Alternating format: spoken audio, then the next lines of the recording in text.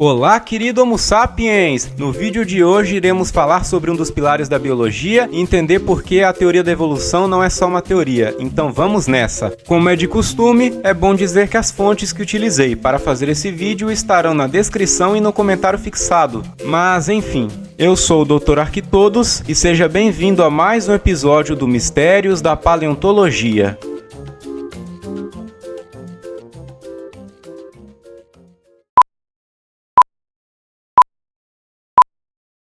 Primeiramente, vamos esclarecer uma coisa. Na visão atual da ciência, a evolução é a mudança na frequência dos alelos em uma população ao longo do tempo. Antes que perguntem, alelos são diferentes variações de um mesmo gene, que geralmente surgem por meio de mutações e são responsáveis pela variação hereditária. Vou explicar melhor isso tudo quando eu for falar sobre genética em um outro tópico.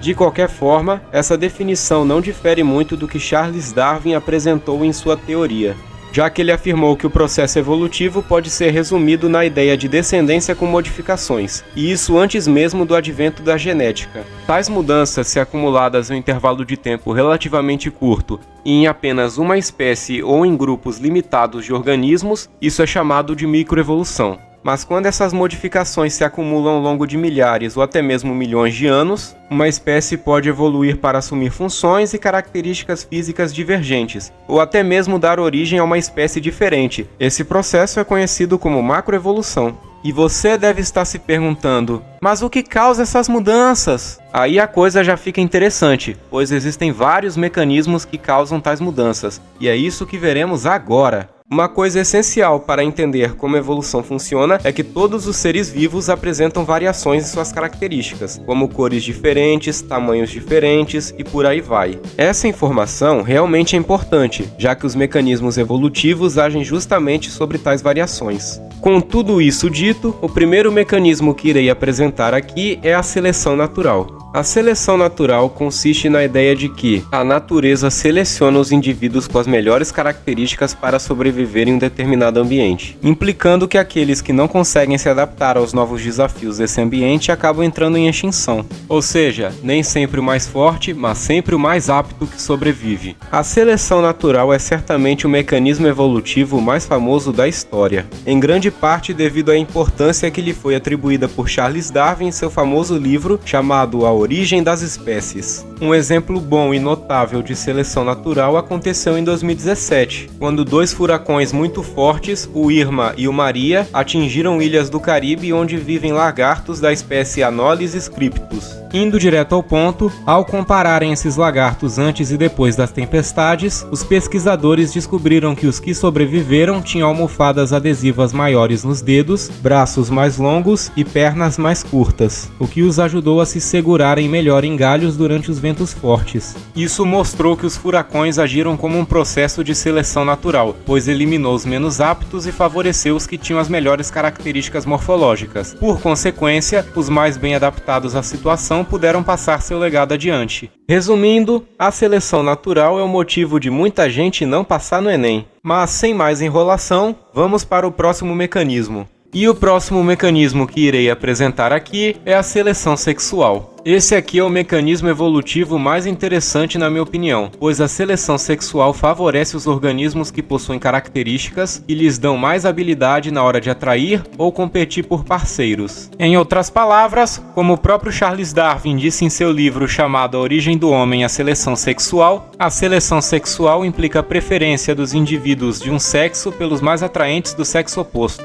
Deve ser por isso que eu ainda não tenho namorada. Um exemplo clássico de seleção sexual é o caso do pavão indiano macho, e é conhecido por suas penas de cores azuis esverdeadas e por exibir sua longa cauda colorida para conseguir atrair uma fêmea. Sendo mais específico, quando uma pavoa entra na área do pavão, ele conduz sua exibição para a fêmea, tentando manter-se de frente para ela enquanto ela circula à sua volta. Para ajudar nesse processo, o pavão faz uma exibição barulhenta, sacudindo as suas penas, fazendo com que elas emitam um som. Tal show de plumas não serve apenas para exibir sua beleza, como também a sua força e saúde. Caso ele tenha sucesso em conquistar sua amada, ele poderá passar seu legado adiante. Mas, enfim, vamos para o próximo mecanismo. Agora eu vou falar sobre a seleção artificial. A seleção artificial é um processo em que os humanos escolhem, de forma consciente, quais características de plantas ou animais devem ser favorecidas ou evitadas. Como a seleção artificial é guiada por critérios racionais, ela consegue promover um avanço genético na população mais rápido do que a seleção natural.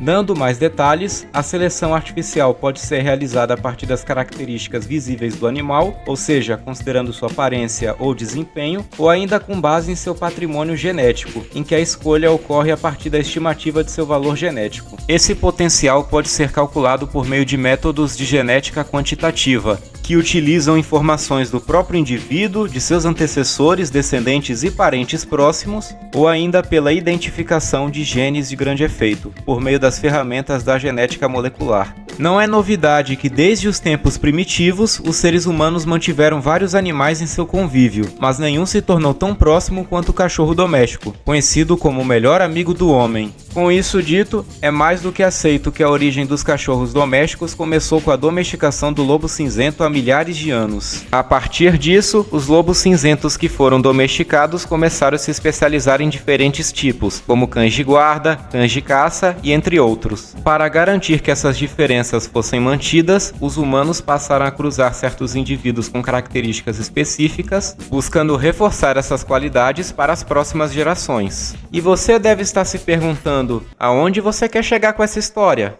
Toda essa história que eu acabei de contar é um exemplo concreto e comprovado da seleção artificial agindo. Inclusive, esse processo de domesticação continua até os dias atuais, com direito a cruzamentos feitos pelos humanos para criar novas raças de cães. Mas enfim, após essa longa história, vamos agora para o último mecanismo. E o último mecanismo que irei apresentar aqui é a deriva genética. A deriva genética causa uma mudança totalmente aleatória na frequência dos alelos. Mesmo que na maioria das vezes ela atinja populações menores e mais isoladas, os impactos da deriva genética podem ser bastante significativos, já que, às vezes, ela faz com que certas características fiquem muito comuns ou até desapareçam por completo de uma população. Dessa forma, devido à ação do mais puro acaso, pode ocorrer tanto a fixação de alelos prejudiciais quanto a eliminação de alelos benéficos. Ou seja, nesse caso, quem sobrevive não necessariamente é o mais adaptado, mas sim provavelmente só o mais sortudo. Por fim,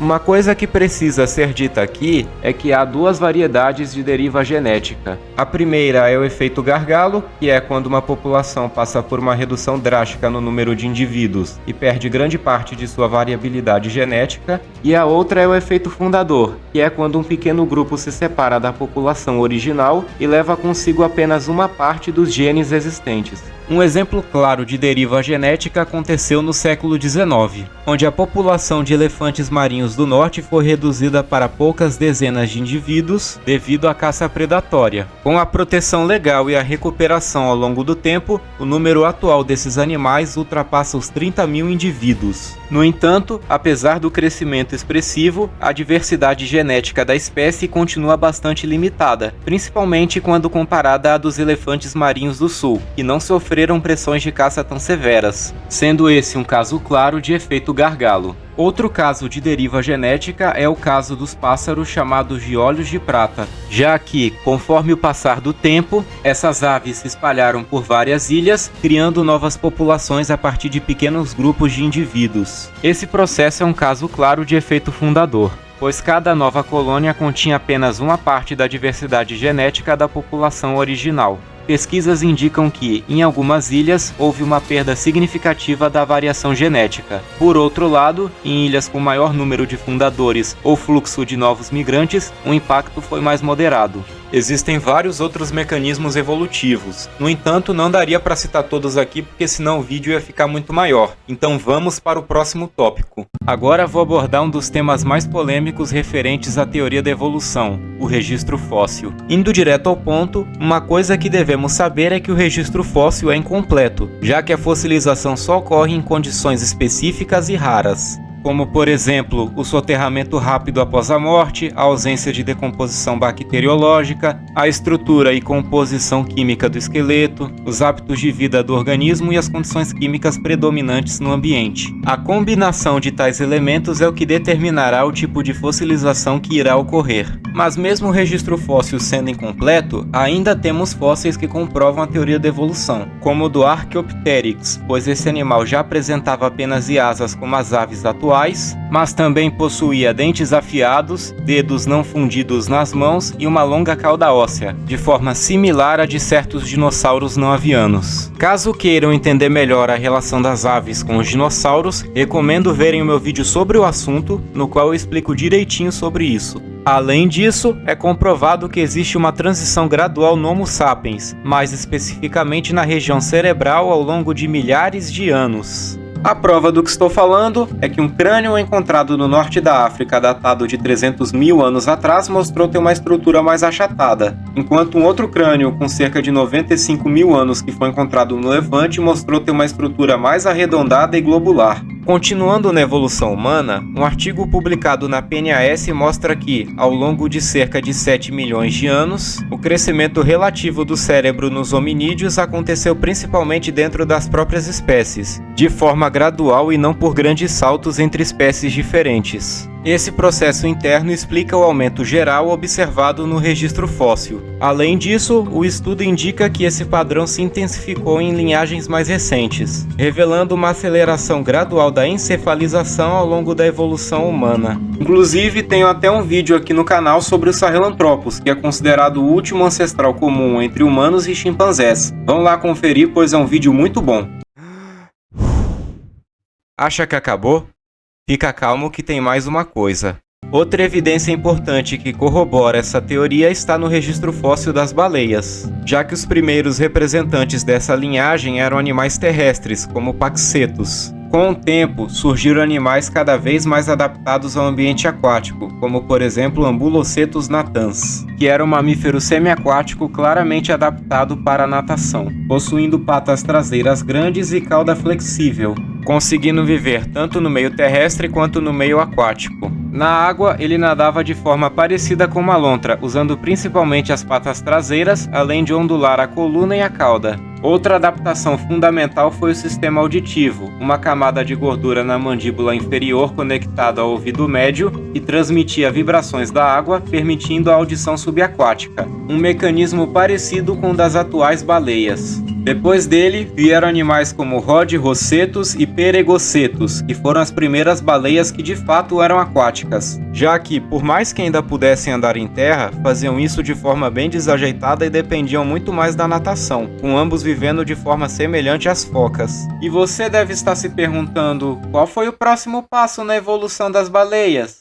O passo seguinte foi o Basilosaurus, que não conseguia mais andar pois se tornou totalmente aquático, medindo até 17 metros de comprimento e mais de 5 toneladas de massa corporal. Ele desenvolveu uma cauda flexível para nadar, enquanto a pelve e as patas traseiras se atrofiaram. As patas dianteiras agora tinham formato de remo, o corpo assumiu a forma de um torpedo e as narinas migraram para o topo da cabeça. Tais características o ajudaram a se tornar um predador aquático capaz de caçar até outras baleias. Mas, enfim, os fósseis não são a única prova de que a evolução é verdade, e é sobre isso que falarei agora. Uma coisa que tem que ser dita aqui é que teoria na ciência é diferente de teoria no uso comum. Sendo mais específico, em ambos os casos, teoria é uma explicação para alguma coisa. O que muda é que, enquanto no uso comum teoria é uma explicação puramente especulativa, teoria na ciência é a explicação com mais alto nível de evidências e provas científicas. Com isso dito, tenho que dizer que existem várias provas de que a evolução é verdade. Além do registro fóssil que citei anteriormente, temos o experimento clássico de Richard Lenski, no qual ele observou por mais de 26 anos a multiplicação de bactérias da espécie E. coli ao longo de 59 mil gerações em um ambiente controlado, o que lhe permitiu observar a evolução em tempo real. Sendo mais específico, o projeto de evolução experimental de longo prazo, iniciado em 1988, mostrou mudanças mudanças marcantes nas populações dessas bactérias, já que elas passaram a apresentar um tamanho maior, taxas de mutação mais elevadas e também otimizaram o aproveitamento da glicose disponível no meio de cultivo. O mais impressionante nisso é que Richard Lenski descobriu que uma das 12 linhagens bacterianas que ele acompanhava evoluiu para algo que ele considera uma nova espécie, já que essa linhagem passou a ser capaz de usar como alimento o citrato, um composto presente na solução do experimento e que é um derivado do ácido cítrico, sendo encontrado, por exemplo, em algumas frutas. Aliás, guarde bem a palavra espécie, pois ela vai ser o tema do próximo tópico.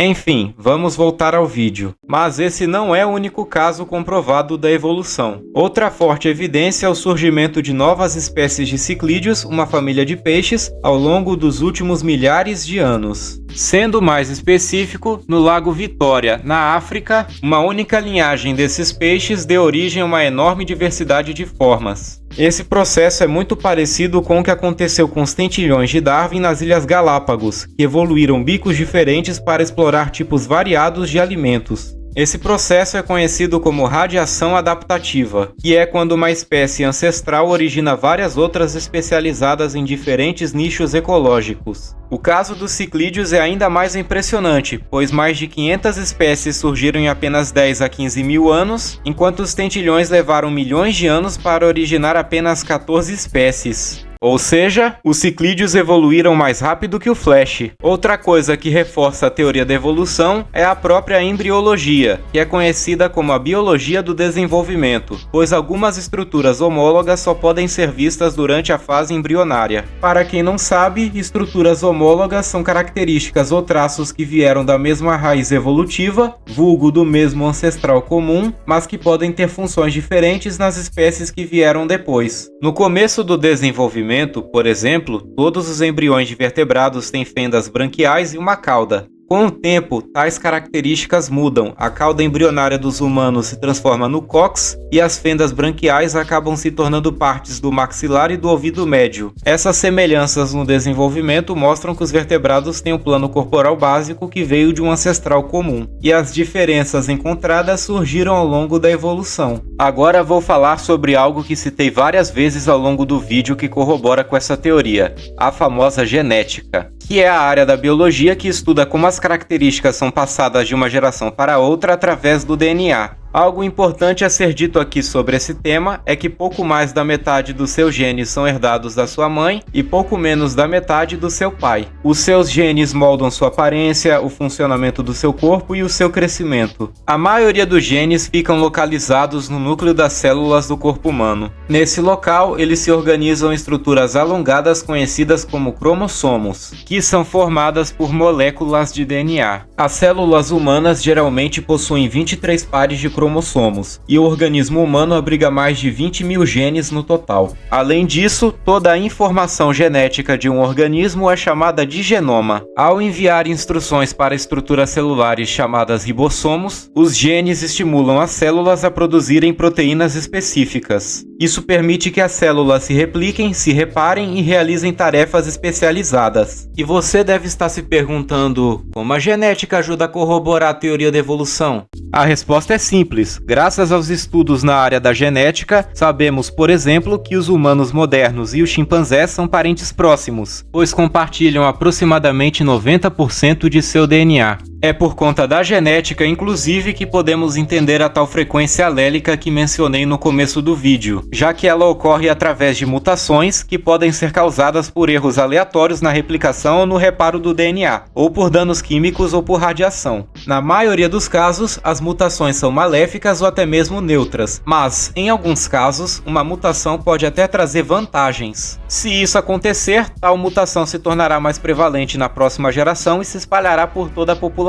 E isso não vale só para primatas. Mesmo animais bem diferentes de nós têm muito DNA em comum com os humanos. Além disso, os peixes-boi, embora pareçam focas e morsas, são na verdade parentes mais próximos dos elefantes. Já as focas e morsas, por incrível que pareça, têm maior proximidade evolutiva com os ursos. Esse tipo de relação só faz sentido quando entendemos a evolução como um processo que é várias coisas menos linear, já que foi exatamente assim que Darwin fez o seu modelo, não como uma sequência reta de transformações, mas como uma divergência a partir de ancestrais comuns, como se fossem galhos de uma grande árvore genealógica. Além disso, a cada novo genoma sequenciado, os cientistas aprimoram nossa compreensão sobre a evolução, a hereditariedade e as conexões genéticas que unem todas as formas de vida no planeta Terra. Em resumo, todos os seres vivos compartilham uma ancestralidade comum, apresentando diferentes graus de parentesco entre si, o que refuta a escala Nature utilizada por tantos anos. Uma coisa que tem que ser dita aqui é que a evolução não ocorre por meio do uso e desuso, já que as características adquiridas pelo hábito não afetam o DNA dos espermatozoides e nem dos óvulos. Por isso, a teoria de Lamarck, que dizia que os seres vivos evoluíam mudando seu comportamento e com isso seus corpos, transmitindo essas mudanças para seus filhos, hoje em dia é considerada datada. No entanto, pesquisas recentes indicam que alguns processos evolutivos podem se comportar de maneira parecida ao que Lamarck propôs. Um estudo publicado em 2002, por exemplo, observou que os netos de homens que passaram fome na infância apresentavam melhor saúde cardiovascular. Os pesquisadores dizem que a escassez de alimentos não altera a sequência do DNA, mas pode causar modificações químicas, como a metilação, que regulam quais genes são ligados ou desligados. Essas alterações epigenéticas não mudam os genes em si, e, em alguns casos, podem ser transmitidas às próximas gerações. Mas mesmo com todas essas evidências, ainda há uma coisa que é meio controversa na biologia, e é sobre isso que falarei agora. Dentro de todo o panorama evolutivo que mostrei até agora, surge uma pergunta fundamental. Afinal, o que é uma espécie? A definição mais conhecida diz que se trata de um grupo cujos membros conseguem gerar descendentes férteis. Então, se animais de espécies diferentes cruzarem, os filhos deles normalmente são estéreis, como acontece com a mula, que é resultado do cruzamento entre um cavalo e um jumento. A realidade, porém, é bem mais complexa do que essa definição sugere, pois se seguirmos ela a risco, os humanos modernos e os neandertais poderiam ser considerados uma mesma espécie, pois já está mais do que comprovado que eles se reproduziam e tinham filhotes férteis. Ou seja, pela definição biológica mais popular, não faria sentido considerá-los como espécies separadas. Inclusive, o mesmo também se aplica para os denisovanos. Apesar disso, existem outras definições do que é uma espécie, incluindo abordagens evolutivas e ecológicas, por exemplo. Dependendo de qual definição é adotada, essas abordagens podem levar à interpretação de que os humanos modernos pertencem a uma espécie diferente de outros humanos antigos. Isso porque várias características típicas dos neandertais e dos denisovanos não se encaixam totalmente dentro da variação observada entre os humanos anatomicamente modernos, tanto do passado quanto do presente, principalmente no que diz respeito à anatomia, como a estrutura dos ossos. Porém, as diferenças genéticas entre humanos atuais e neandertais são pouco significativas. Por conta disso, muitos especialistas defendem que é mais apropriado ver os neandertais como uma variedade de humanos. A grande verdade é que, infelizmente, o conceito do que é uma espécie ainda é debatido, havendo pelo menos 16 definições de espécies no total e potencialmente até mesmo 32 que circulam entre os cientistas hoje em dia. Atualmente, estudos genéticos e o sequenciamento de DNA acrescentam ainda mais nuances a essa discussão. Afinal, a espécie não é o menor degrau da classificação biológica. O urso pardo é um bom exemplo disso. Ele é dividido em um monte de subespécies, todas elas adaptadas a regiões específicas e distinguidas por diferenças em tamanho, coloração e outras características. Essa diversidade existe porque o urso pardo é o urso mais amplamente distribuído do mundo, estando presente em várias áreas da América do Norte, Ásia e Europa,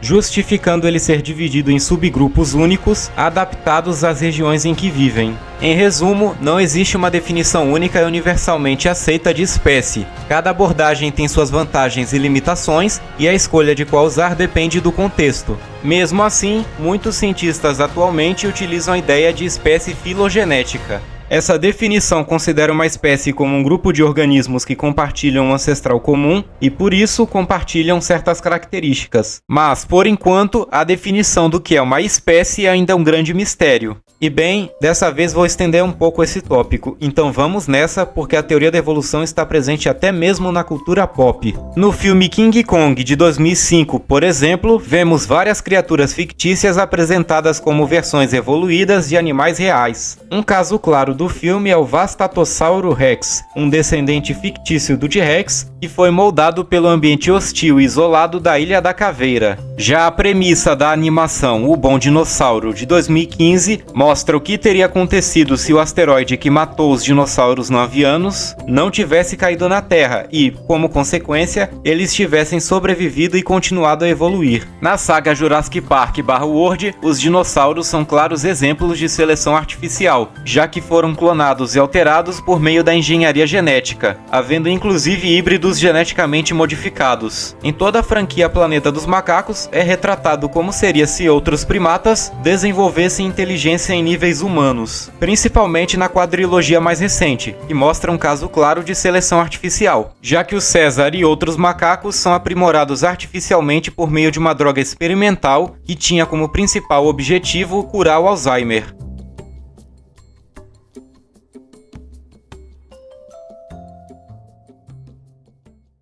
E agora sim, chegamos ao final desta jornada pelo fascinante mundo da evolução. O que podemos concluir disso tudo? Como vimos ao longo de todo o vídeo, a diversidade de seres vivos que observamos hoje é resultado de uma longa sequência de mudanças acumuladas ao longo do tempo, processo esse que chamamos de evolução. Ao longo de várias gerações, pequenas transformações se acumulam, até que os descendentes se afastem tanto de seus ancestrais que já não possam mais ser classificados como pertencentes à mesma espécie. Isso vem ocorrendo desde o surgimento dos primeiros seres vivos, como mostra o registro fóssil, e explica por que todos os organismos estão conectados por diferentes graus de parentesco. Tais relações evolutivas podem ser representadas por cladogramas, construídos a partir da comparação de características morfológicas, genéticas, quando possível, e até comportamentais. Quanto mais características compartilhadas, maior é a proximidade evolutiva entre os organismos, indicando a existência de um ancestral comum mais recente. Com isso, fica claro que a teoria da evolução não é apenas uma ideia, mas um dos pilares da ciência moderna. Ela é apoiada por mais de um século de pesquisas, evidências fósseis, experimentos e descobertas genéticas, o que torna qualquer tentativa de refutá-la insustentável. E agora sim, o vídeo está finalizado. Bom galera, esse foi o vídeo. Se você gostou, deixa o like e se inscreva no canal caso goste do conteúdo. E eu fui!